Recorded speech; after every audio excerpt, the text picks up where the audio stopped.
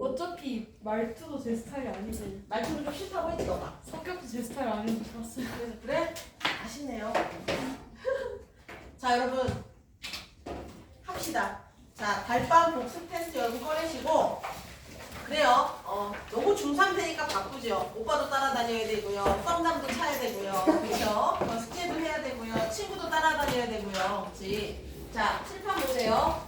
달방 과제 지난 시간에 해오라고 했던 거 여러분 요거 끝내셔야 되고 그리고 일단 달밤부터 하세요. 나날이가 여러분 수정을 해야 되는데 달밤이 끝난 친구를 하시고 못한 친구는 얘부터 하세요. 그리고 그 클리닉 시간을 좀 넉넉하게 오세요. 알겠지? 그리고 어휘 노트 다 쓴 거 같아. 어휘 다 풀었니? 선생님 가져갈게. 자 어쨌든 뭐 지난주에 별일이 없으셨죠? 자 선생님도 뭐 큰일은 없었는데 큰일인가 그게? 집에 퇴근하고 딱 갔는데 우리 집 손잡이에 페인트가 묻어있는 거야.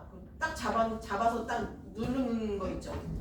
누군가 우리 집에 들어오려고 시도한 거죠. 그래서 내가 이거 뭐지 누가 들어오려고 했나? 근데 그거를 바보같이 사진을 찍어놓고 해야 되는데 그게 누가 만지기 너무 더러워가지고 그거를 퐁퐁으로 다 닦았어요.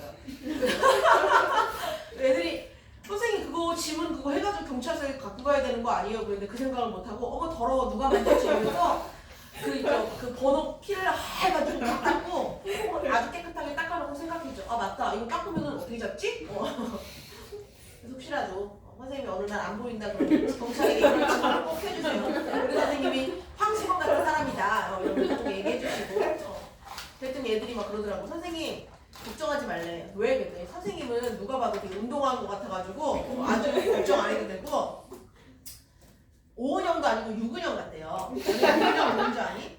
제가 유근영 누구냐면 오은영을 따라하는 이제 그 남자인데 오은영이 되게 막 애들 막 이렇게 좀 올바르게 아이들을 교육하는데 그 사람은 지나가다가 좀 그 병신 같은 애들 참교육해요. 주차를 잘못했다거나 이러면 아무한테나 시비 걸잖아? 그럼 가가지고 뭔데 그러냐고 오은영 가발 쓰고서 그래서 유근영이에요. 유근영 그래서 그 닮았다고 해가지고 또 나와라 무례하다 널 죽이겠다 이러면서 심한 말이 오갔죠 서로. 왜 그럴까?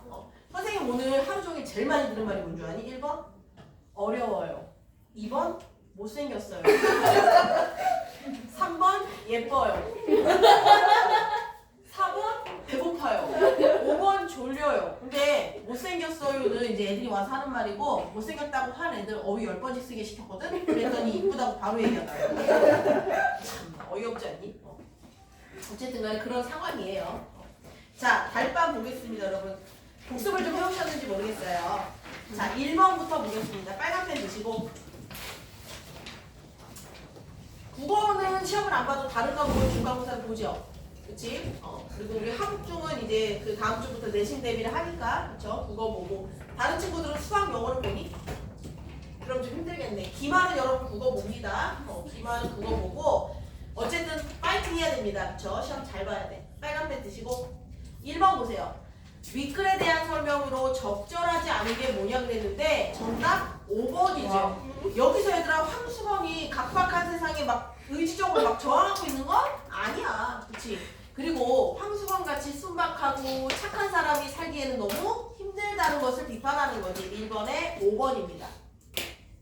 자, 나가 기업과 같이 행동한 이유가 뭐냐 그랬는데 이거 보니까 포도 갖다 줬잖아. 근데 심지어 흠친 포도였죠. 근데 그 포도를 한 번에 먹어치우지 않고 하나씩 먹은 건 왜 그래? 황수론에 대한 따뜻한 마음 때문에 그런 거야. 2번에 4번. 동그라미가 아주 기분이 좋네요. 자, 3번. 윗글에 나타난 표현상의 특징에 대한 설명으로 적절하지 않은 거. 역순행적 구성 없어요, 여러분. 시간의 구성입니다. 역순행 X. 역순행이라는 것은 시간이 현재, 과거, 현재 이런 식으로 뒤죽박죽 되어 있는 건데 여기는 순행입니다. 순행. 3번에 1번. 자, 4번. 기억부터 미음에 나타난 인물의 말과 행동을 근거로 인물에 대한 평가로 적절한 건 몇 번이야? 2번이죠. 아니 자기가 뭔데 와가지고서 그 배달부가 잘하는지 못하는지를 이야기해요. 그치? 그래서 주제 파악을 못하고 있다. 자 5번. 윗글을 통해 알 수 있는 내용으로 적절한 게 뭐냐 그랬습니다. 몇 번이야? 황수가 집을 나갔죠. 근데 왜 나갔어? 동서가 기억해서 나갔잖아. 4번이죠. 왜? 틀렸어? 내가 이거 이거 진정하세요. 이거는 2번? 자, 얘들아, 조금만 조용히 해주세요. 자, 황수건은 우드를 넣으면 근력이 줄어든다는 자의적인 판단으로 우드 접종을 하지 않았다. 얘는 적절하죠. 아니죠. 황수건은 우드를 넣으면 근력이 줄어든다는 판단으로 우드를 접종하지 않았다. 얘는 우드 접종을 하지 않은 게 아니라 뭐라고 하냐면은 그 소의 그 우드에 좋다는, 그치? 우드에 좋다는 이제 그런 부분을 안 먹는다고, 안 넣었다는 얘기지 우드 접종을 안 했다는 얘기가 아니야, 얘들아. 소의 어떤 부분이 먹으면 우드를 예방할 수 있다는 미신이 있었거든요. 그러니까 예방 접종을 안 한 게 아니야. 그 소에 있는 그걸 안 먹었다는 거지. 이해됐어? 무슨 말인지? 자, 6번. 가부터 마의 내용에 대한 설명으로 적절한 게 뭐냐 그랬는데 6번의 정답 5번. 왜? 만났지만 혹시 민망할까봐 잠깐 숨어줬죠. 자, 7번. 윗글에 대한 설명으로 적절한 거 몇 번입니까? 5번이네. 일제강점기 조선인들의 경제 사정. 조선인들이 사는 시골 배경을 했다. 8번. 자, 10점. 이거 여러분 1인칭 관찰자입니다. 주인공은 황수건인데 내가 그를 연민, 따뜻한 시선으로 보는 거죠. 자, 적절한 거 2번. 기억, 리을. 관찰자는 황수건의 마음을 알아 몰라요. 말과 행동을 통해서만 짐작할 뿐이야. 자, 어휘로 가장 적절한 게 뭐냐 그랬는데 자, 9번의 정답은 2번입니다. 자, 여러분들 그 아까 전에 여러분들이 물어본 거 답이었죠? 내가 그 별 생각 없이 대답했네. 상호가 찢겨져 있는 그런 옷이에요. 9번의 정답 2번. 아니 애들이 가끔씩 나한테 나이를 되게 물어봐. 내가 그렇게 28살이라고 하는데 안 믿어요. 28세. 그래서 내가 지디 아니야 그래서 지디 오빠 안다고. 그리고 이제 아이유 언니도 알고 제니 언니도 안다 그랬더니 안 믿으면서 내가 애들이 딱 갑자기 어느 날 갑자기 선생님 무슨 띠예요 하는데 나도 모르게 대답했다. 그리고 선생님 몇 학번이에요 하는데 나도 모르게 대답하고. 애들이 아주 고단수죠. 몇 살이냐고 물어보면 내가 대답을 안 하니까 선생님 무슨 띠예요 나도 모르게 말할 뻔했어요. 나는 어쨌든 28세입니다 여러분. 그렇죠? 제니 언니, 아이유 오빠 아니지 아이유 언니. 애들한테 지디 오빠라고 했더니 되게 싫어하는 거야. 지디 오빠 그랬더니 오빠예요. 지디가 87년생이잖아. 지디가 88년생이잖아 얘들아. 그치? 오빠입니다. 오빠 안 갔니? 솔직히 말해봐. 오빠 안 낼게. 안 낼게. 자, 9번에 여러분 2번 체크하시고 10번 보세요. 윗글에 대한 설명으로 적절한 게 뭐냐 그랬는데 자, 4번. 달밤이죠. 달밤이 비추고 있죠. 그래서 자, 작품의 결말로 제시한 시간적 배경 밤은 분위기를 정화한다. 서정적 분위기를 자아냅니다. 근데 여러분 생각해봐. 달빛이 너무 예뻐. 달밤이야. 질문해? 난 아니었어? 근데 황수건은 어때요? 하는 일마다 안 돼. 너무 처량해. 근데 그 아름다운 달밤이 너무 비극으로 흐르지 않게 한다는 거야. 이해됐죠? 4번입니다. 야, 근데 생각해봐. 하는 일마다 안 된다고 생각해봐. 참외 장사 망하고 저 그 원 배달부가 되고 싶었는데 거기도 잘리고 와이프가 도망가고 그러면 안 살고 싶을 것 같지 않니? 가엾죠. 그치? 자, 윗글에 쓰인 단어의 의미로 적절하지 않은 거 달포는 뭐야? 한 달이 조금 넘은 시간이야. 자, 12번 별표처. 은근한 순정의 열매와 성격이 다른 게 뭐냐 그랬는데 은근한 순정의 열매는요 내가 황수건한테 갖는 연민과 애정이잖아. 아닌 거 뭐야? 5번. 여러분 이태준이 누구니? 돌다리 쓰신 분이에요. 돌다리 배웠죠? 우리 같은 작가입니다. 자, 보기를 바탕으로 윗글을 감상한 내용으로 적절하지 않은 게 뭐냐 그랬는데 13번의 정답은 튜. 자, 황수건이의 계속되는 좌절과 불행이 1인칭 신점으로 생생하게 전달되니 독자는 인물의 불행. 근데 잘 봐. 황수건이 계속 실패는 하지만 그 작품은 재밌죠. 황수건의 그 어리숙한 모습이 재밌기도 하고 그리고 그 조금 모자란 인물에 대한 애정어린 시선으로 내가 관찰하기 때문에 여기서 막 불행하다 또는 뭐 불행에 몰입한다는 아니고 그냥 좀 짠하다. 좀 가엾다 이 정도죠. 그치? 자, 14번. 적절하지 않은 게 뭐냐 그랬는데 몇 번이야? 5번. 황수건이 삶에 대한 집착이 크고 열심히 살고. 황수건은 그냥 재밌는 사람이에요. 그치 그냥. 자, 얘기하는 거 좋아하고. 16번. 다의 기억. 15분. 15번. 다의 기억. 그게 뭐한데? 참의장수. 참의장수 하고 싶다고 얘기했는데 적절하지 않은 거. 몇 번이야? 3번. 나는 황수건을 그렇게 믿지 않아요. 왜? 살짝 허무맹랑한 얘기 많이 하잖아. 그치? 근데 하고 싶다고 하니까 돈을 줘본 거야. 정답 3번입니다. 16번. 밝은 달빛이 깁을 깐 듯 하였다. 이 깁은요, 비단이야. 비단처럼 반짝반짝했다는 거야. 자, 적절하지 않은 거 1번. 얘는 울적한 상황을 감소시킨다 그랬지. 16번에 1번입니다. 잘 내고 있니 얘들아? 네. 17번. 자, 보기와 비교할 때 바의 A가 더 강하게 나타난다고 볼 수 없는 것은 무엇입니까? 5번. 뭐 이렇게 신나? 다 틀렸어? 자, 18번 보세요. 자, 윗글을 감상하는 방법. 얘들아 잘 봐봐. 이 보기 박스는요, 일제강점기 시대 상황을 반영해서 작품을 뭐 하는 거야? 해석하는 거야. 그치? 근데 적절하지 않은 걸 고르라 그랬는데 정답은 4번입니다. 얘는 당시 사회 모습과 그리고 당연히 여러분들 일제강점기든 현재든 조선시대든 내 밭에서 누가 물건 훔쳐가면 좋아할 사람 누가 있어요? 그치? 4번입니다. 자, 윗글에 대한 설명으로 적절한 거. 특정 인물 누구? 황수건에 초점을 맞춰 사건을 전개하고 있다. 자, 20번. 황수건에 대한 나의 말하기 방식으로 적절하지 않은 거. 적절하지 않은 겁니다. 자, 황수건이 포도를 훔치고 도망갔죠. 결국 도망갔어. 내가 돈을 물어줬지만 되게 힘들어 보일 때 가서 힘내시게 하지 않았고 어떻게 해서 무한할까봐 잠깐 피해줬잖아. 3번입니다. 상대방의 지친 모습에 공감하며 위로한다. 틀렸습니다. 하나에 5점씩 계산하세요. 하나에 5점씩. 하나에 5점씩 계산해 보시고.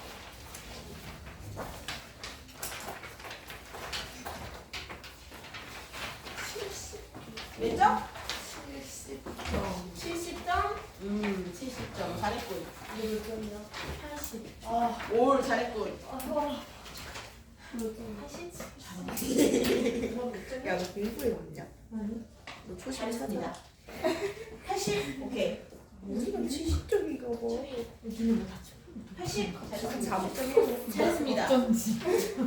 잘했습니다. 얘들아, 이렇게 해 나가는 거지 뭐. 그쵸? 괜찮습니다. 저희가 꼴찌예요. 뭐가? 70점. 70점? 아니 아까 전에 1학년 애들, 그 꼬맹이들 있죠? 걔네들 애들이 정말 점수에 예민해. 점수에 예민해. 하나 풀고 선생님 봐주세요. 2개 풀고 봐주세요. 이래. 그러니까 1학년 애들이 아주 점수에 예민해. 그 니네는 그냥 보든지 말든지 얘기 하잖아. 근데 2학년 애들도 안 그러거든? 근데 1학년 애들이 유독 그래요. 처음이라 그런가? 니네도 그랬니 1학년 때? 그랬니? 안 그랬을 것 같은데 니네는? 그래서 하나 풀고 봐달라고 그러고 하나 풀고 봐달라고 그러고 요즘에 약간 1학년 애들 좀 선생님이 좀 공기 잡는다고 문제를 엄청 풀리고 있거든? 근데 무슨 수능 시험 보는 것 같아요. 이거 틀리면 내 인생 끝날 것 같이. 채원이도 그래. 채원이도 엄청 예민하더라고 점수에. 그 내가 채원아 그러면 대답 안 하고 원영아 그러면 대답해요. 내가 야 너 니네 언니랑 똑같다 그랬어요. 야 근데 재밌을 것 같아. 형제가 많으면 셋인가? 넷이야? 5? 셋? 채원이 엄청 많이 잘 듣지? 야 채원이 저 위에 지우개 흘리고 갔더라. 내가 챙겨줄게. 얘 동생이에요. 자 보겠습니다. 9켤레 구두로 남은 산에 보겠습니다. 137쪽 펴세요. 137쪽 펴시고 자 숙제부터 얘기할게요. 164부터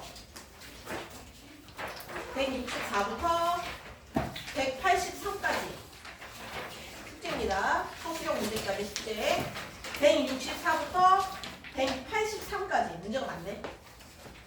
여러분 이 작품은요. 이 작품은 고등학교 교과서에도 이번에 실려있고요. 그리고 유능기의 작품은 우리가 꼭 알아야 되는 작품이야. 이번에 새로운 고등학교 1학년 교과서 바뀌었잖아요. 거기에도 실려있는 작품입니다. 잘 알고 계셔야 돼요. 자, 보겠습니다. 근데 여러분 잘 봐. 제목이 너무 길죠? 아홉 켤레, 구두로 남은 사내. 그래서 선생님이랑 우리 친구들은 그냥 구두사내라고 불러요. 구두사내. 자, 보겠습니다. 왜 갑자기 어지럽지? 선생님 쓰러지거든. 엎고 뛰지 말고 119 불러. 알겠지? 왠지 성규가 엎고 뛸 것 같아. 그러지 말고. 지섭이가 울면서 막 뛰어나올 것 같아요. 야, 2학년 애들이 뭐라 했냐? 갑자기 어지러워서 그랬더니 애들이 아싸, 조심하면 죽겠다 이러는 거야. 그래서 내가 나 쓰러지면 112에 신고 안 해주고 니네 놀 거야? 근데 그렇대요. 너무 장난하지 않니? 그러지 않겠지? 자, 아홉 켤레 구두로 남은 사내 보겠습니다. 자, 여러분 이 작품도요 1인칭 관찰자야. 내가 학교 선생님이거든요. 근데 어떻게 어렵게 집을 마련해가지고 이제 세를 드리는 거야. 세입자를 드리는데 하필 왔는데 전세금에 다 내지도 못하고 애가 둘에 심지어 와이프가 임신까지 했어. 근데 애들이 많으면 시끄럽잖아. 근데 이제 밀고 들어온 거야. 이삿 날보다 더 일찍 들어온 거야. 근데 경찰이 오더니 쟤를 잘 감시하래. 쟤 약간 지금 그 위에서 좀 주시하고 있대. 그래서 그런가 보다 하고 이제 쭉 봐요. 그 사람의 삶의 내력이. 근데 이 사람은 사실 그냥 되게 평범한 출판사에 다니는 직원이었거든요. 근데 이제 집을 살려고 재개발되는 데 있잖아. 재개발될 때 원래 살던 사람한테 입주권을 줘요. 근데 재개발되는 데는 여러분들 거의 이제 뭐라고 그래야 되지? 판자촌 같은 데가 옛날에 많았어요. 그럼 그 사람들이 입주권을 받아봤자 아파트를 짓고 집을 짓는다고 거길 들어갈 수 있겠니? 못 들어가죠. 그치? 그래서 어떡하냐면 일단 만약에 입주권이 10만 원이야? 그럼 받아. 근데 들어가는 돈은 50만 원을 내야 돼요. 그럼 40만 원이 없지. 그래서 이 사람들은 어떡하냐면 10만 원에 그걸 받고 30만 원에 파는 거야. 그러면 사는 사람도 원래 50만 원인데 얘한테 싸게 사는 거고 얘도 이득이죠. 어차피 못 들어가니까. 그런 식으로 이제 입주권을 샀어요. 근데 얘도 그걸 산 거죠. 이 구두 신고 다니는 그 사내가. 근데 문제는 뭐냐면은요. 갑자기 국가에서 거기가 이제 이건 실제 있었던 사건이에요. 갑자기 국가에서 거기가 이제 광주 지금의 성남이거든요. 서울에서도 세금을 매기고 경기도에서도 세금을 매겨. 그러면서 너네 열흘 안에 이 돈 세금 안 내잖아? 그럼 입주권 박탈이고 열흘 안에 뭐라도 집을 지어놔 라고 말도 안 되는 그런 행정 처리를 한 거야. 그러니까 사람들이 가만히 있겠어? 아니 내가 정당하게 입주권을 사서 지금 있는데 내가 왜 니네한테 양쪽으로 세금을 줘야 되냐? 못한다 해서 사람들이 이제 띠를 두르고 가서 이제 시위를 하는 거예요. 그래도 여기 나와 있는 권 씨도 입주권을 샀지만 어쨌든 지금 이런 상황에 몰려 있잖아. 그래서 이 사람도 안정은 있었어. 막 적극적인 사람도 아니야. 그 사람들이 막 몇 날 며칠을 막 밥도 못 먹고 막 앉아 있는데 그날따라 비가 엄청 많이 내렸거든요. 그 사람들이 한 달 정도 막 밥도 못 먹고 지쳐 있는데 트럭이 이렇게 싹 지나가다가 미끄러져가지고 참외가 있잖아요. 참외가 그 흙탕물에 다 떨어져. 근데 사람들이 돌아서 쫓아가서 흙 묻은 막 참외를 막 먹는 거예요. 너무 배가 고픈 거지. 그 사람들이 너무 민낯을 본 거지. 너무 가엾잖아. 그때 이거는 인간으로서 할 짓이 아니라고 하면서 가서 싸워요. 자기가 주도해서 그 반대파 사람들을. 정신 차려보니까 경찰서야. 주동자가 된 거야. 그래서 이 사람이 감옥에 갔다 와요. 그러면서 이제 감시의 대상이 된 거지. 이해됐어? 무슨 말인지? 결국에는 사실은 잘못했죠. 국가에서. 왜 양쪽에서 세금을 매기고 열흘 안에 그 돈을 어떻게 내면 원래는 없었던 그런 계획인데 실제로 이런 일이 진짜 있었어. 그래서 그때 이제 나중에 피해자들한테 사과하고 아마 보상해 준 걸로 알고 있어요. 보상해 준 걸로 알고 있는데 그런 상황이에요. 그런 상황. 그래서 우리 집에 입주했는데 아내가 임신했다 그랬잖아. 근데 애가 거꾸로 되어 있어서 당장 수술을 하지 않으면 죽는 거야. 근데 수술비가 없잖아. 와서 부탁하는데 여기서 주인이 안 줘요. 근데 나중에 생각해보니까 안 됐다. 그리고 어차피 내가 얘한테 보증금 전세금 받은 거 나중에 주면 되니까 그냥 내가 가서 해결해주자 하고 해결을 해줘. 근데 이 사람은 전화가 있었던 게 아니니까 지금 수술비를 내서 애를 무사히 난 걸 모르잖아. 강도 분장을 하고 들어와요. 근데 이제 그 주인은 제가 건신 걸 알아. 자존심이 상해서 사라져요. 그런 내용이에요. 보겠습니다. 재밌는 얘기죠? 근데 재밌습니다. 자, 초등학교 교사인 나 동감이죠. 관찰자야. 1인칭 관찰자. 2인칭 관찰자. 색방살이를 전전하다가 색방살이가 뭐야 얘들아? 내 집이 없이 여기저기 그냥 한 달에 돈 내고 다니는 돈 내고 사는 그런 집입니다. 전전하다가 개발이 진행 중인 한 도시 주택가에 집을 장만하고 문간방에 새를 놓는다. 그러니까 이제 그 작은 방에 이 방에 권씨가 동그라미 있죠. 권씨가 아내와 두 아이를 데리고 이사를 온다. 그러니까 방이 하나야. 권씨 가족은 통보도 없이 이사 오기로 한 날보다 앞서 이사를 와서는 약속한 전세금마저 다 내놓지 않는다. 게다가 권씨 아내는 아이를 임신한 상태다. 권씨는 이불 보따리 하나와 취사도구뿐인 자 밑줄 쳐 궁색한 살림살 집이 되게 가난해. 속에서도 밑줄 치세요. 여러 켤레의 구두 즉 총 10켤레인데 한 켤레는 권씨가 신고 다니고요. 9켤레 그래서 9켤레 구두예요. 소중히 여기며 깨끗하게 닦아놓는다. 왜 이 사람은 구두를 이렇게 깨끗하게 닦아놓을까? 자신의 자존심이에요. 자신의 자존심. 권씨가 이사 온 며칠 뒤 이순경이 나를 찾아와 권씨가 전과자이니 그의 동태를 살펴달라는 부탁을 한다. 그러던 어느 날 나는 학생 집에 가정방문을 가다가 공사장에서 일하던 권씨를 우연히 만난다. 그날 밤 술에 취해 들어온 권씨는 집을 마련해 분양받았던 땅 문제로 정부의 정책에 항의하다가 소요에 주동자로 몰려 징역을 산 자신의 과거를 털어놓는다. 얼마 뒤 집에서 아이를 낳으려던 권씨 아내는 진통이 길어져 한밤중에 병원으로 옮겨진다. 근데 수술비가 없는 거야. 찾아가는 거예요. 나를 찾아와. 오후 수업이 시작된 바로 뒤에 뜻밖에도 권씨가 나를 찾아왔다. 때마침 나는 수업이 없어 교무실에서 잡담이나 하고 있는 중이어서 수희로부터 수희 아저씨 연락을 받자 곧장 학교 정문으로 나갈 수가 있었다. 바쁘실 텐데 이거 죄송합니다. 권씨는 애써 웃는 낯이었고 왠지 사람이 전에 없이 퍽 수줍어 보였다. 밑줄 쳐. 왜냐면 부탁할 일이 있으니까 그래요. 나는 그 수줍음에 세 번째 아이의 아버지가 된 데서 오는 것일 거라고 좋은 쪽으로만 해석함으로써 연락을 받는 그 순간에 느낀 밑줄 치세요. 불안한 예감을 떨쳐버리려 했다. 나는 권씨가 연락했을 때 왜 불안했을까? 왜 불안했을까? 뭐 고백하러 온 건 아닐 거 아니에요. 그쵸? 왜 불안했을까? 그렇지. 돈 빌리러 오는 게 아니었으면 좋겠다고 생각한 거예요. 왜냐면 나도 그렇게 넉넉하지가 않거든. 자, 불길한 예감 밑줄 치고 돈 빌리러 옴이라고 쓰세요. 돈 빌리러 옴. 돈 빌리러 옴. 잘 됐습니까? 뒤늦게나마 오 선생 말씀대로 했기망정이지 끝까지 집에서 버텼다간 큰일 날 뻔했습니다. 녀석인지 연인지 모르지만 못난 애비 혼 좀 나라고 영 애를 먹이는군요. 권씨는 수줍게 웃으며 미리 스포하자면 아들입니다.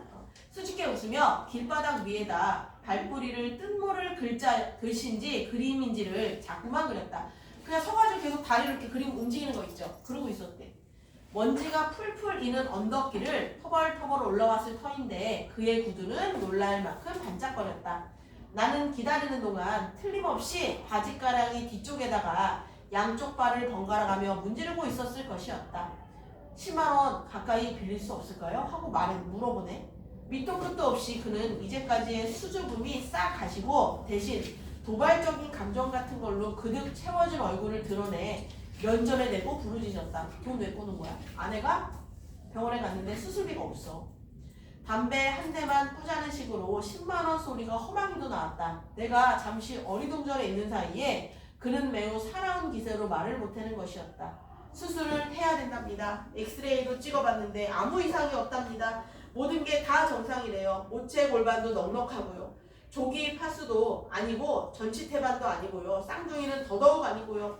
이렇게 정상적인데도 24시간이 넘도록 배가 위에 달라붙는 경우는 태아가 돌다가 탯줄을 목에 감았을 때뿐이랍니다. 제기랄 탯줄을 목에 감았다는군요. 빨리 손을 쓰지 않으면 산모나 태아나 모두 위험한데요 하고 병원비를 빌려달라고 한 거야. 어색하게 들린 것은 그가 제기랄이라고 세우쳐 제기랄이라고 씹어뱉은 그 대목뿐이었다. 평상시에 권씨답지 않은 그 말만 빼고 평상시에 이 사람은요 이런 욕은 안 해. 근데 지금 너무 다급해. 그래서 약간 낯설게 느껴진 거야. 그럴 수 없이 진지한 이야기였다. 아니다. 그가 처음으로 점잖지 못한 그 말을 사용했기 때문에 내 귀엔 더욱더 진지하게 들렸을지도 모른다.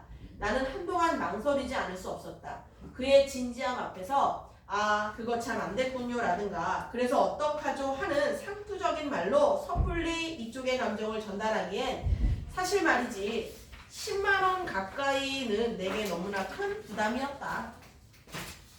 집을 살 때 학교에다 진 빚을 아직 절반도 못 가린 처지였다. 이 사람도 대출받아서 집을 산 거야. 정산 분만비일 2만원 정도라면 또 모르지만 단순히 건실을 도울 작정으로 나로서는 거금에 해당하는 10만원 가까이를 또 빚진다는 건 무리도 이만저만이 아니었다. 그뿐 아니라 집안에서 경제권을 장악하고 있는 아내의 양해도 없이 멋대로 그런 큰일을 저질러도 괜찮을 만큼 나는 자유롭지도 못했다. 자, 밑줄 치세요. 빌려만 주신다면 정말 무슨 짓을 해서라도 반드시 갚겠습니다. 권씨는 지금 어때? 절박해요. 아이와 아내가 죽을 수도 있잖아. 절박함이라고 적으세요. 절박함.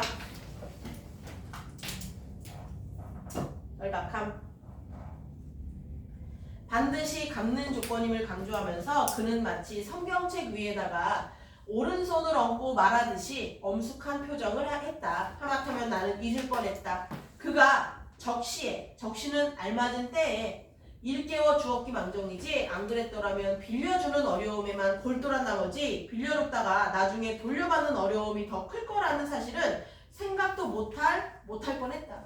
여러분 사실이에요. 절대로 빌려주지 마세요. 알겠지?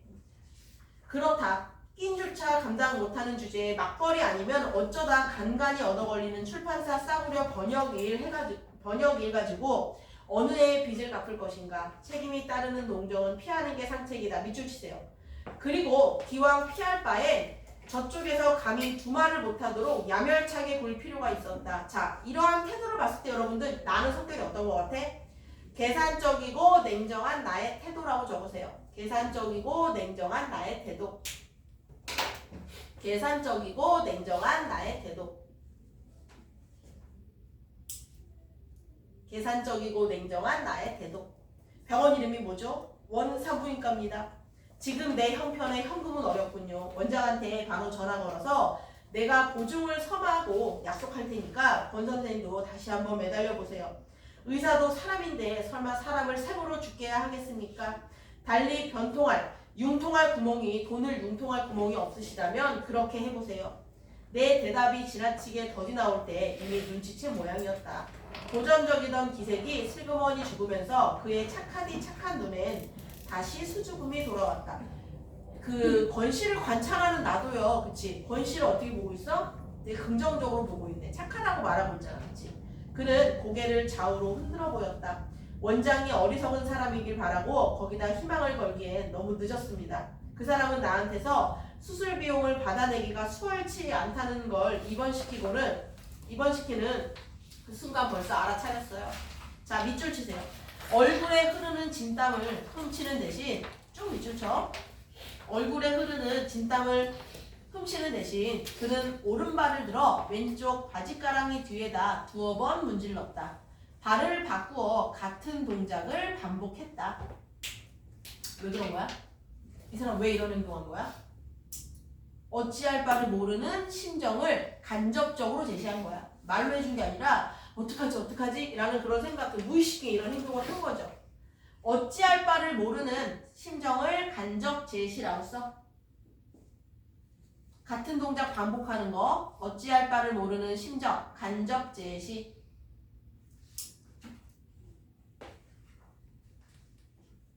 바쁘실 텐데 실례 많았습니다. 썰면처럼, 이 썰면은요 동료 교사의 별명이야. 두툼한 입술이 선잠에서 깬 어린애같이 움실거리더니 겨우 인사말이 나왔다. 무슨 말이 더 있을 듯 싶었는데 그는 이내 돌아서서 휘적휘적 걷기 시작했다. 나는 내심 그의 입에서 끈끈한 가래가 묻은 소리, 밑줄 치세요. 원망의 소리라고 적어. 원망의 소리. 야, 내가 그 돈 떼먹냐? 그 돈 안 갚으면은 그 돈 빌려주면 어디가 덧나냐? 막 이렇게 원망의 소리가 이를테면 오 선생 너 무하다 하든가 너무하다든가 잘 먹고 잘 살라든가 하는 말이 날아와 내 이마에 탁 늘어붙는 순간에 대비하고 있었는지도 모른다. 그래서 그가 갑자기 돌아서면서 나를 똑바로 올려다 봤을 때 그처럼 흠칫 놀랐을 것이다. 밑줄 치세요. 갑자기 가다가 뒤를 돌아서 오 선생 이래봬도 나 대학 나온 사람이요. 밑줄 치세요. 이 말 왜 했을까? 왜 했어? 돈을 빌리러 왔는데 못 빌렸어. 근데 가면서 뒤돌아서서 나 대학 나온 사람이요. 왜 그랬을까? 뭘 지키려고? 예의? 자존심. 그쵸? 자존심을 지키기 위해 한 말이다. 자존심을 지키기 위해 한 말. 뭐 지금이야 90% 이상이 맘만 먹으면 대학을 가지만 이때 당시에는 여러분 대학 가기는 고등학교 졸업하기도 힘들었어요. 이때는. 그러니까 이제 자부심이 있는 거지. 자존심을 지키기 위해 한 말. 그것뿐이었다.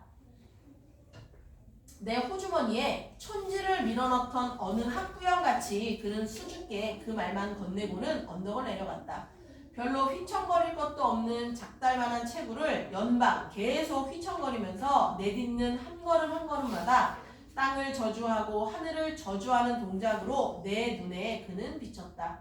산 곱팽이를 돌아 그의 모습이 벌거벗은 황토의 언덕 저쪽으로 사라지는 찰나 나는 뛰어가서 그를 부르고 싶은 충동을 느꼈다. 왜? 죄책감을 느낀 거야. 죄책감이라고 적으세요. 죄책감. 빌려줄 거 그랬나 이러면서 죄책감. 돌팔매질을 하다 말고 뒤집혀진 3륜차로 달려들어 아귀아귀 참외를 깨물어 먹는 군중을 목격했을 당시의 권시첩. 이거 아까 선생님이 얘기했죠.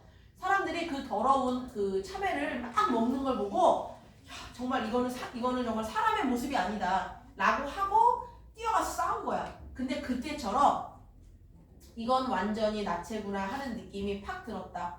그리고 내가 그에게 암만의 빚을 지고 있음. 자, 암만의 빚 밑줄 쳐. 집 들어올 때 전세자금 준 거 있잖아. 전세금 얘기하는 거야.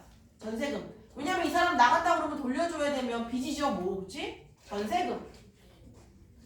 빚을 지고 있음을 퍼뜩 깨달았다. 전셋돈도 일종의 빚이라면 빚이었다. 왜 더 좀 일찍이 그 생각을 못했는지 모른다. 밑줄 치세요. 원산부인과에서는 만단의 수술 준비를 갖추고 보증금이 도착되기만을 기다리고 있었다. 왜? 돈 주면 바로 수술하려고. 자, 이걸 통해 알 수 있는 거 적으세요. 병원의 이해타산적 행동. 병원의 이해타산적 행동. 병원을 이해타산적 행동. 140쪽 하고 있어 지금. 병원을 이해타산적 행동. 학교에서 우격다짐으로 후려낸 가불에다 가까운 동료들 주머니를 닥치는 대로 털어 간신히 마련한 일금 10만 원을 건네자 금태에 마비치 안경을 쓴 원장이 바로 마치사를 부르도록 간호원에게 지시했다. 원장은 내가 권씨하고 아무 척분도 없으며 아는 친분도 없으며 다만 그의 새빵 주인일 따름이라는 걸 알고는 혀를 찼다. 왜? 뭐 저런 사람한테 돈을 빌려주지 하는 거야.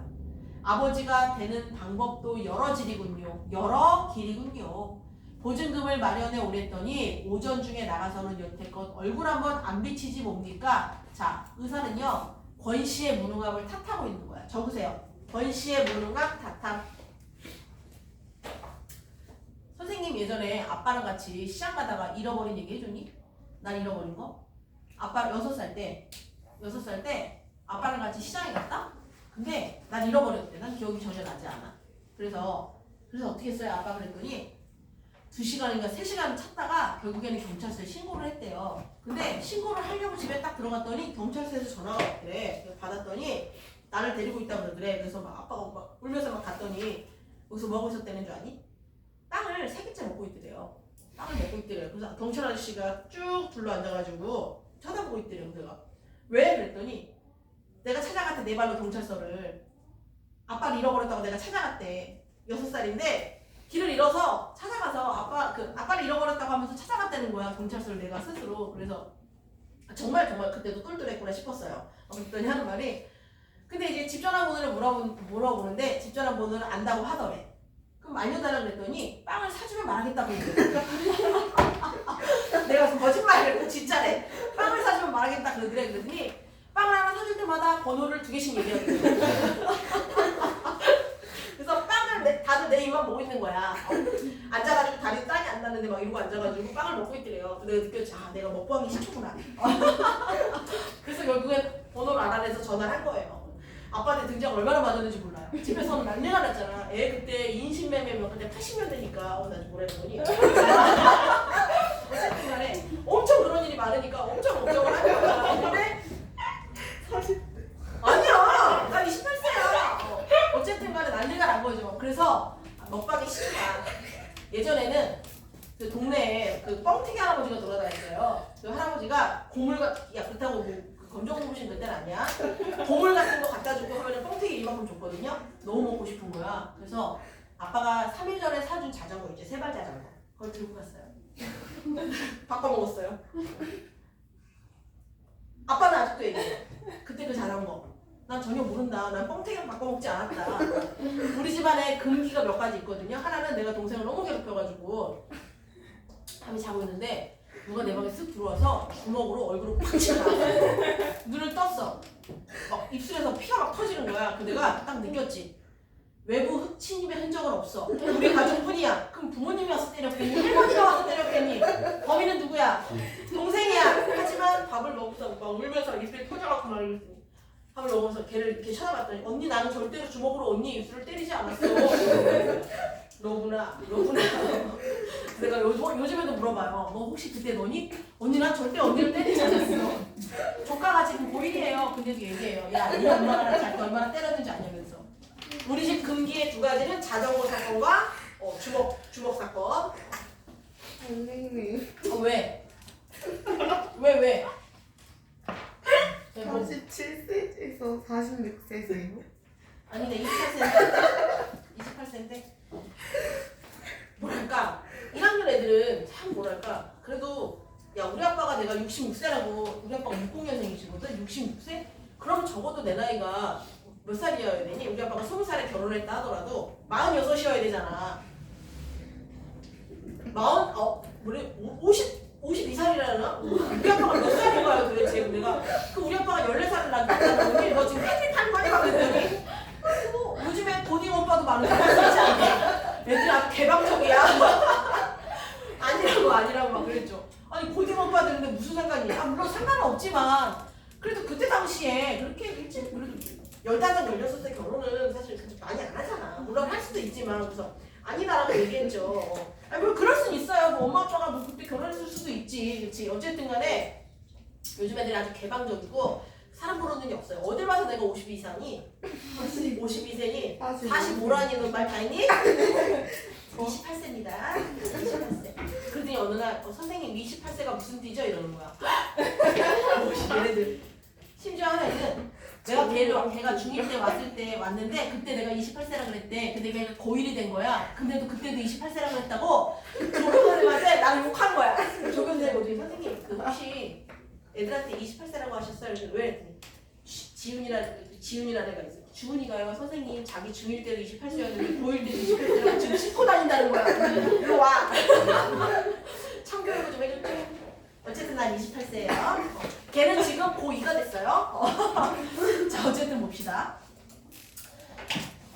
맞습니다 141쪽 자 의사가 밑줄 쳐 아까 병원장이 그 권실을 좀 비꼬았죠 뭐라 그래 의사가 애를 꺼내는 방법도 여러 길이듯이 아버지 노릇하는 것도 아마 여러 길일 겁니다 라고 밑줄 쳐 병원장의 속물적인 태도를 비판하는 거야 그래? 너도 마찬가지겠지 너도 돈만 밝히잖아 라는 맥락이야 자 첫 번째 줄 의사가 애를 꺼내는 방법도 여러 길이듯이 병원장의 속물적 태도 비판 병원장의 속물적 태도 비판 애들이 자꾸 선생님 푸사에는 우리 조카를 자꾸 처음에 결혼했니? 애들 개방적이야 결혼했니? 안 했다 그랬어 그럼 애는 있니? 야 결혼 안 했는데 어떻게 했냐 그랬더니 선생님 푸사에 있잖아요 이러길래 내가 아니 조카야 근데 보통은 결혼했냐고 물어보면 안 했다 그러면 애가 있냐고 안 물어보지 않니? 근데 애가 있냐고 물어보는 거야 요즘에는 참 개방적이다 그렇잖아 근데 선생님 교과도 그러더라고요 이모가 6살 때인가 3살 때인가 이모가 결혼을 안 하는 이유를 알겠어 이러는 거야 왜? 그랬더니 애기가 없어서 이러는 거야 무슨 소리야 그건 또 황당하죠. 우리 집에 오더니 뭐라는 줄 알아? 막 주변을 불러봐요. 3살 때 이모 불쌍해요. 이러더니 왜? 난 불쌍하네. 왜? 이모네 집엔 장난감이 하나도 없는데 자기가 돈 벌어서 사준대요. 내가 그 나이에 기차가고 이렇게 비행기가 오거든요. 우리 지는 참 훌륭하다 이랬어요. 근데 지금 뭐 하고 있는 줄 알아? 스카에서 다음 주가 이제 고1 모의고사거든? 다음 주 목요일 수요일이 스카에서 지금 국어 공부하고 있대요. 좀 가엾죠? 고1 그러니까 조카가 고1 내가 좀 나이가 별로 안 되죠? 어쨌든 나는 내 말이 제발 의사의 귀에 농담으로 들리지 않기를 바랐으나 유감스럽게도 금태 안경의 상대방은 한 차례 너털 웃음으로 그걸 간신히 뭉쳐버렸다. 뭉치다는 문제 삼지 않았다. 나는 이미 죽은 게 아닌가 싶게 사색이 완연한 권씨 부인이 들것에 실려 수술실로 들어가는 걸 거들었다.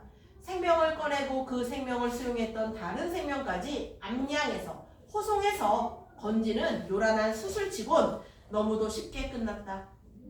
보호자 대기석에 앉아서 우리 집 봉준이는요 나의 아들이야. 봉준이 놈을 얻을 때처럼 줄담배를 4대인가 5대째 불을 붙이고 나니까 울음소리가 들렸다. 고추예요 고추 아들이야. 수술을 돕던 원장 부인이 나오면서 처음 울음을 듣는 순간부터 내가 점쳤던 결과를 큰 소리로 확인해 주었다. 진짜 보호자를 상대하듯이 원장 부인이 내게 축하를 보내왔으므로 나 역시 진짜 보호자 입장에서 수고를 치하하지 않을 수 없었다. 잠시 후에 나는 강보에 쌓여 밖으로 나오는 권기용 씨의 차남을 대변할 수 있었다. 권 씨의 이름이 권기용. 그리고 차남이죠. 둘째 아들이니까. 절정 가보세요. 밑에. 여기가 되게 재밌어요. 우리 집에 강도가 든 것은 공교롭게도 그날 밤이었다. 자, 그날 밤 밑줄 쳐. 그날 밤이 언제냐면 내가 수술비를 대신 주고 아들이 태어난 날이야. 권 씨 아들이 태어난 날. 근데 권 씨는 지금 어디가 있는지 알 수가 없어. 그날 밤 수술비를 대신 내준 날. 난생 처음 당해보는 강도였다. 자꾸만 누군가 내 어깨를 흔들어대고 있었다. 일어나라고 깨우는 거야. 귀찮다고 뿌리쳐도 잠자코 계속 흔들었다. 나를 깨우려던 손의 감촉이 내 식구의 그것이 아니를 퍼뜩 깨닫고 눈을 떴을 때 나는 빨간 꼬마전구 불빛 속에서 복면의 사내를 보았다. 이거 뭐야? 이거 쓰고 들어온 거야. 그리고 똑바로 내 목을 겨누고 있는 식칼의 서술도 보았다. 엄청 큰 식칼을 들고 들어와서 목에다 겨눈 거야. 밑줄 쳐. 술 냄새가 확 풍겼다. 용기를 낸 거예요. 술을 먹고 들어온 거야. 조명 빛깔을 감안해서 붉은 빛을 띤 검정계통의 보자기일 옥면 위로 드러난 코의 일부와 눈자위가 많이 취해 있음을 나는 재빨리 간파했다. 도둑이 들었어. 복면을 썼어. 근데 술을 마셨네. 얼른 일어나라니까 나 외엔 더 깨우고 싶지 않은지 밑줄 치세요. 강도의 목소리는 무척 낮고 조심스러웠다. 나는 일어나고 싶었지만 도무지 일어날 수가 없었다. 왜냐고? 밑줄 치세요. 멱을 겨눈 식칼이 덜덜덜 위아래로 춤을 추었다. 왜? 지도 이런 강도짓이 처음이고 무서운 거야. 목에다 칼을 댔지만 자기도 무서우니까 막 덜덜덜덜 떠는 거예요. 강도가. 만약 강도가 내 목통이라도 찌르게 된다면 그것은 의리에서가 아니라 지나친 떨림으로 인한 우발적인 상해일 것이다. 밑줄 쳐. 무척 모자라는 강도였다. 이 사람이 누구야? 권씨예요. 나는 복면이의 눈을 보는 순간에 상대가 그 방면에 전문가가 못됨을 금방 알아차렸던 것이다. 딸의 진탕 마실술로 한 건 용기를 돋웠을 텐데도 보기 좋을 만큼 큰 눈이 밑줄 쳐. 큰 눈이 착하게만 탁월한 제 천성을 어찌하지 못한 채 나를 퍽 두려워하고 있었다. 밑줄 치세요. 술로 간을 키우지 않고는 남의 집 담을 못 넘을 정도. 강도의 소심함입니다. 강도의 소심함이라고 적어. 강도의 소심함. 강력 범행을 도모하는 사람으로서 자 밑줄 쳐. 처음부터 미역국이었다는 건 처음부터 실패다. 시험 보는 날 시험 잘 봤어야 했는데 미역국 먹었어는 떨어졌다는 얘기예요. 실패라는 얘기야. 일어날 테니까 칼을 약간만 뒤로 물러주시오. 강도는 내가 시키는 대로 했다. 내놔. 얼른 내놓으라니까. 내가 다 일어나 앉기를 기다려 강도가 속삭였다. 하라는 대로 하죠. 하지만 당신도 내가 하라는 대로 해야만 일이 수월할 거요. 잔뜩 의심을 품고 쏘아보는 강도를 향해 나는 덧붙여 말했다. 집안의 현금은 변변찮소. 화장대 위에 돼지저금통하고 장롱 서랍 속에 아마 마누라가 쓰다 남은 돈이 약간 있을 거요. 그 밖에 돈이 될 만한 건 당신이 알아서 챙겨가시오. 강도가 더욱 의심을 두고 경거히 움직이려 하지 않으므로 나는 시험삼아 조금 신경질을 부려보았다. 마누라께서 한바탕 소득을 벌여야만 시원하겠소. 난처해지기 전에 나를 믿고 일러주는 대로 하는 게 당신한테 이로울 거요. 한 차례 길게 심호흡을 뽑은 다음 강도는 마침내 결심을 했다는 듯이 이부자리를 돌아 화장대 쪽으로 향했다. 밑줄 치세요. 얌전히 구두까지 벗고 양말 바람으로 들어온 강도. 착하네요. 맨 위에 밑줄 쳐. 지금 밑줄 친 거는요, 강도가 다 어리숙한 거야. 착한 거야. 구두까지 벗고 양말 바람으로 들어온 강도. 밑줄 치세요. 발을 나는 그때 비로소 볼 수 있었다. 내가 그렇게 염려를 했는데도 밑줄 쳐. 강도는 와들와들 떨리는 다리. 거기까지만 옮기다가 그만 부주의하게 동준이의 발을 밟은 모양이었다. 자고 있는 애의 발을 밟은 거야. 동준이가 갑자기 칭얼거리자 그는 즐거우라고 엎드리더니 밑줄 치세요. 녀석의 어깨를 토닥거리는 것이었다. 녀석이 도로 잠들기를 기다려 그는 복면 위로 칙칙하게 땀이 밴 얼굴을 들고 일어서서 내 위치를 힐끔 확인한 다음 본격적인 작업에 들어갔다. 터지려는 웃음을 꾹 참은 채 밑줄 치세요. 강도의 애교스러운 행각을 시종 주목하고 있던 나는 살그머니 상체를 움직여 밑줄 치세요. 동준이 잠재웠잖아. 지가 밟아서 깨니까 너무 놀라서 칼을 놓고 애를 재운 거야. 자장자장한 거예요. 그래서 이 사람이 그걸 보고 동준이를 잠재울 때 이부자리 위에 떨어뜨린 식칼을 집어들었다. 연장을 이렇게 함부로 굴리는 걸 보니 당신은 경력이 얼마나 되는지 알만합니다. 내가 내미는 칼을 보고 칼 도로 준 거예요. 이거 들으라고. 기절할 만큼 놀랐다. 밑줄 치세요. 나는 사람 좋게 웃어 보이면서 칼을 받아가라는 눈짓을 보냈다.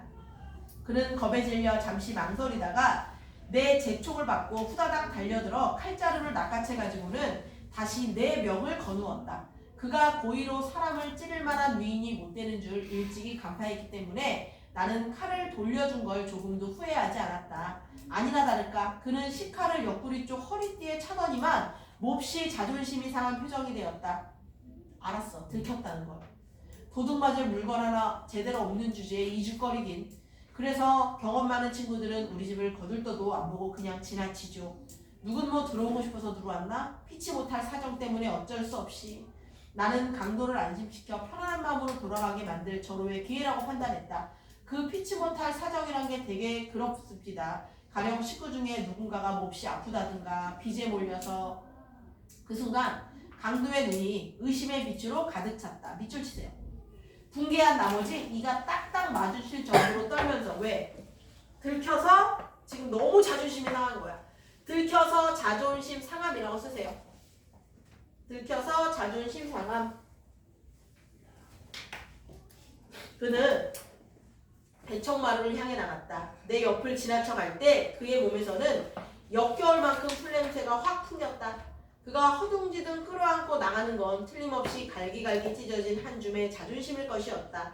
애당초 의도했던 바와는 달리 내 방법이 결국 그를 편안케 하긴커녕 외려 더욱더 낭패케 만들었음을 깨닫고 나는 그의 등을 향해 말했다. 얘들아 144초까지만 할게. 한 장밖에 안 남았는데 그냥 끊을게. 어렵다고 꼭 외로우란 법은 없어요. 혹 누가 압니까? 당신도 모르는 사이에 당신을 아끼는 어떤 이웃이 당신의 어려움을 덜어주었을지. 네 수습이 내가 내줬어 라고 지금 암시하는 거야. 쓰세요. 나가 수술비를 내주었음을 암시. 나 여러분 나에다가 요거 하셔요. 나가 그쵸? 요건 이용한 거야. 글속을. 나가 수술비를 내주었음을 암시. 나가 수술비를 내주었음을 암시. 개수장마 그따위 이웃은 없다는 걸 난 똑똑히 봤어. 난 이제 아무도 안 믿어. 그는 현관에 벗어놓은 구두를 신고 있었다. 그 구두를 보기 위해 전등을 켜고 싶은 충동이 불현듯 일어났으나 나는 꾹 참았다. 현관을 열고 마당으로 내려선 다음 부주의하게도 그는 식칼을 들고 왔던 자기 본분을 망각하고 엉겹결에 문간방 자기네 집으로 들어가려고 했다. 그의 실수를 지적하는 일은 훗날을 위해 나로서는 부득이한 조처였다. 왜? 글로 들어갔다는 건 건실하는 건데 그렇게 해버리면 서로 민망하잖아. 그래서 말해. 대문은 저쪽입니다. 이 말을 듣고 상처받아요. 문간방 부엌 앞에서 한동안 망연해 있다가 이윽고 그는 대문 쪽을 향해 느릿느릿 걷기 시작했다. 비틀비틀 걷기 시작했다. 대문에 다다르자 그는 상체를 뒤틀어 이쪽을 보았다. 밑줄 치세요. 이래봬도 나 대학까지 나온 사람이요. 자존심을 지키고 싶음이라고 쓰세요. 자존심을 지키고 싶음. 누가 뭐라고 그랬나? 자존심을 지키고 싶음. 누가 뭐라 그랬나? 느닷없이 그는 자기 학력을 밝히더니만 대문을 열고는 보안등 하나 없는 칠개 어둠 저편으로 자진해서 삼켜져 버렸다. 나는 대문을 잠그지 않았다. 그냥 지쳐놓기만 하고 들어오면서 문간방에 들러 권씨가 아직도 귀가하지 않았음과 깜깜한 방 안에 어미 아비 없이 온우이 그러니까 이제 남매만 새우잠을 자고 있음을 아울러 확인하고 나왔다. 아내는 잠옷바람으로 팔짱을 끼고 현관 앞에 서 있었다. 무슨 일이라도 있었어요? 아무것도 아니야. 잃은 물건도 하나도 없다. 돼지저금통도 화장대 위에 그대로 있다. 아무것도 아닐 수밖에. 다시 잠이 들기 전에 나는 아내에게 수술 보증금을 대납해준 사실을 비로소 이야기했다. 한참 말이 없다가 아내는 벽 쪽으로 슬그머니 돌아누웠다. 뗄 염려는 없어. 전셋돈이 있으니까. 무슨 일이 있었군요. 아내가 다시 이쪽으로 돌아누웠다. 우리 집에 들어왔던 한 어리숙한 강도에 관해서 나는 끝내 한마디도 내비치지 않았다. 이튿날 마지막입니다. 한 장 남았어. 요것만 하고 끝내자. 아침까지 권씨는 귀가해 있지 않았다. 출근하는 길에 병원에 들러보았다. 수술보증금을 구하러 병원 문 밖을 나선 이후로 권씨가 거기에 재차 발걸음하는 적은 어디에도 찾아볼 수 없었다. 그 다음날 그 다음 날도 권씨는 귀가하지 않았다. 그가 행방불명이 된 것이 이제 분명해졌다. 그리고 본인은 그게 아니었다 해도 결과적으로 내 방법이 매우 졸렬했음도 이제 확연히 밝혀진 셈이었다. 복면으로 드러난 두 눈을 보고 나는 그가 다름 아닌 권씨임을 대뜸 알아차릴 수 있었다. 밝은 아침에 술이 깬 권씨가 전처럼 나를 떳떳이 대할 수 있게 하자면 복면의 사내를 끝까지 강도로 대우하는 그 길뿐이라고 판단했었다.